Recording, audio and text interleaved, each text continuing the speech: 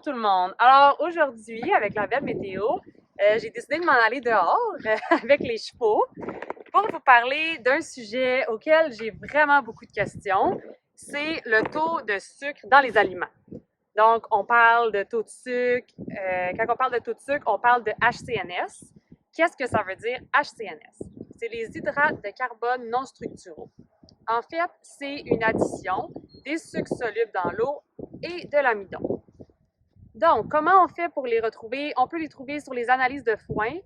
Quand on recherche les sucres, on regarde le taux de HCNS. Si l'analyse est en anglais, on regarde le taux de NSC, qui est Non-Structural Carbohydrates.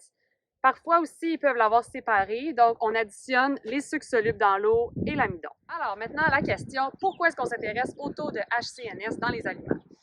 La raison principale, c'est pour les chevaux qui ont des problèmes métaboliques, comme le syndrome métabolique équin, qui auraient des problèmes de résistance à l'insuline. Donc, on parle beaucoup des chevaux qui ont la maladie de Cushing, qui pourraient avoir ces problèmes-là, et aussi des chevaux qui sont PSSM. Mais, par exemple, ça peut être aussi très important, là, juste de connaître le taux de HCNS pour un cheval qui est en bonne santé, juste pour un peu contrôler quel apport de sucre il y a dans sa journée. Donc, c'est important, au début, j'en ai glissé un mot quand je parlais d'analyse de foin, de regarder le taux de HCNS du foin et non seulement la moulée. On entend souvent les gens dire « Ah, une telle moulée, elle énerve vraiment mon cheval, elle doit être très sucrée. » Mais tenez en compte que la plupart du temps, on va donner quoi? Quelques livres de moulée, comparativement à au-dessus de peut-être 10 kg de foin par jour. Donc le foin a vraiment une grosse influence sur le taux de sucre que notre cheval va consommer dans une journée. Alors, encore une fois, c'est très important de faire une analyse de foin. Donc, qu'est-ce qu'on fait si on reçoit notre résultat de notre analyse de foin? Par exemple, que j'ai un cheval qui a un problème de résistance à l'insuline, puis que notre foin il est au-dessus de 12 de HCNS.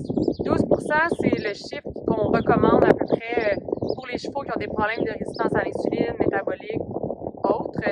On veut qu'il y ait 12 de HCNS dans la ration totale quotidienne.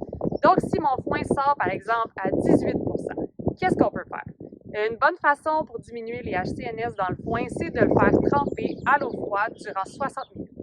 C'est vraiment important de bien les goûter après, parce que les sucres qui sont solubles dans l'eau, en fait, ils vont justement s'en aller du foin, mais ils vont se retrouver dans l'eau. Donc, on veut bien les goûter pour pas que le cheval il consomme l'eau qui est plus sucrée.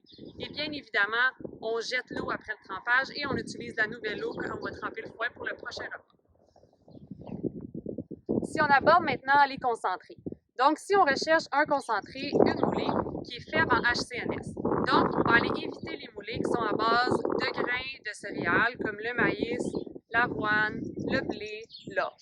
Pourquoi? Parce que ces grains-là, ils contiennent entre 50 et à peu près 70 de HCNS. Donc, c'est très élevé. Il faut y aller.